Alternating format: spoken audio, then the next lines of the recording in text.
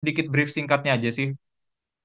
Ini kan sebenarnya kalau kita lihat ya, laporan keuangan kuartal keempat ini kan net profitnya kan nggak terlalu bagus ya, turun dibandingin kuartal ke 3 kemarin. Cuman yang kerasa banget itu adalah dari sisi beban provisinya sebenarnya.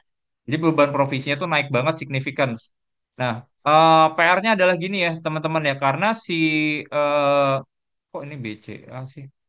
Nah, ini kalau kita lihat BNI, ini yang beban provisi naik signifikan karena pertama adalah mereka ada exposure di Sritex. Jadi mereka naikin di situ. Sama buat masalah coverage kredit, khususnya buat yang ke mikro, itu mereka lagi naikin. Jadi kayak contohnya kredit-kredit yang udah kayak ada kemungkinan gagal bayar gitu ya, coverage-nya mereka naikin.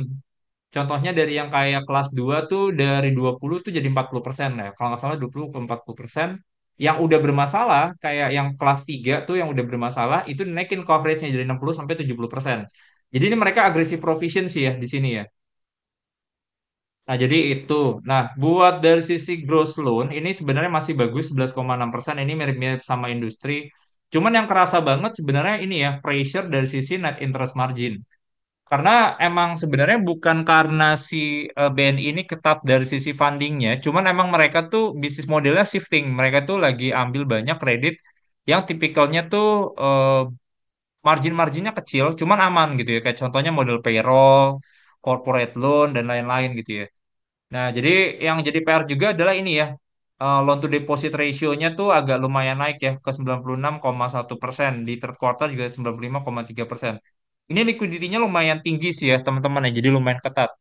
Nah, cuman mungkin orang bakal bilang gini sih, oh Pak, ini kalau misalnya di atas 92, berarti artinya udah berat dong buat salurin kredit. Cuman enggak ya, jadi kalau misalnya dia LDR-nya itu lebih dari 92%, sebenarnya nggak ada punishment spesifik. As long as kayak contohnya capital adequacy ratio mereka masih bagus, NPL mereka tuh masih di bawah 5%. Jadi itu sih ya. Cuman itu ya teman-teman ya, makanya kenapa BNI ini adalah pilihan ketiga saya ya. Karena ya itu maksudnya concern beberapa kayak contohnya liquidity nih. Liquidity ini agak lumayan berat nih, ini yang jadi PR. Cuman kalau kita lihat dari sisi aset quality, contohnya buat NPL ini turun ya. Jadi artinya mereka bisa lebih manage sebenarnya dari sisi penyaluran kreditnya. Jadi masih oke sih teman-teman buat BNI masih boleh ya. BCA ini lapor